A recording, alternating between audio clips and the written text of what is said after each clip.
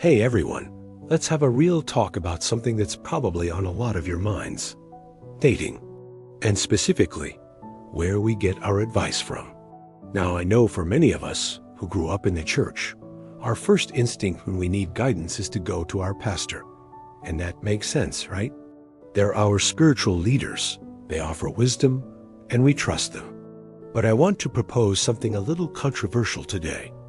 Your pastor should probably not be your primary dating coach. Okay, before you click away, hear me out. I have immense respect for pastors. They dedicate their lives to shepherding their flock, and their wisdom on theology, scripture, and spiritual discipline is invaluable. But when it comes to the nitty-gritty of modern dating, there's often a massive generational and cultural gap. Think about how your pastor met their spouse. Chances are, it was at a church potluck, a college fellowship group, or through a mutual friend from the congregation. Their courtship might have involved long phone calls, chaperone dates, and a very clear, linear path toward marriage. They likely never had to decipher a one-word text, figure out what just vibing means, or create a compelling dating app profile that balances sincerity with a bit of mystery. The world they dated in is fundamentally different from ours. The advice we often get from this older generation, while well-intentioned, can feel completely out of touch. It's usually centered around concepts of courtship that just don't map onto the digital landscape we live in.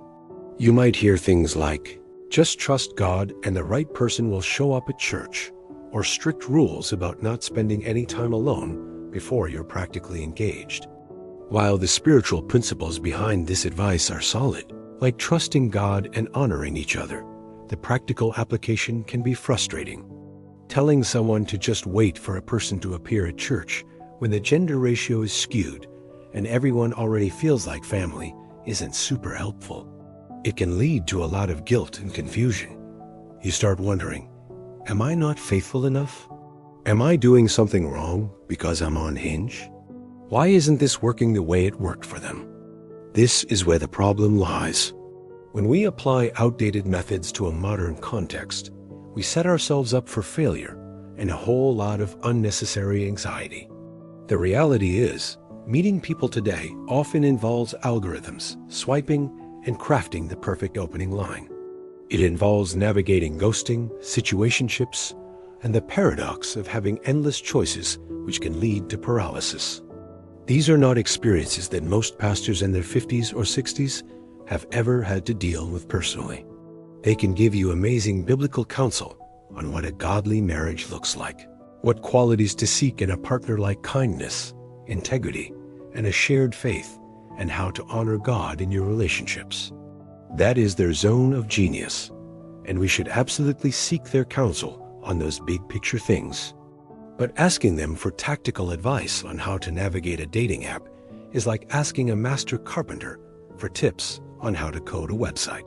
They're both builders, but they use completely different tools and work in different environments.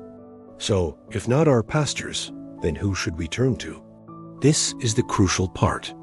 We need to find mentors and peers who are actually in the trenches with us, or who have just recently navigated them successfully. I call these the younger, older mentors.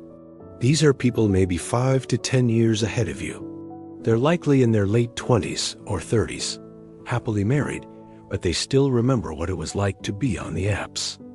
They get the nuances of digital communication.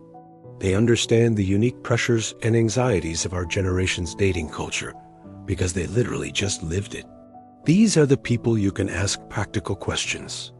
Hey, what did your profile look like? How did you initiate a conversation that led to a real date? How did you handle the conversation about exclusivity? At what point did you bring up your faith in a way that felt natural and not overwhelming? They can offer relevant, actionable advice that you can actually use tomorrow.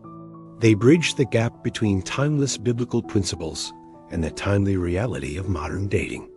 And don't underestimate the power of your peers. Talk to your friends who are also dating. Share your experiences, the good, the bad, and the just plain weird. You'll quickly realize you're not alone in your struggles.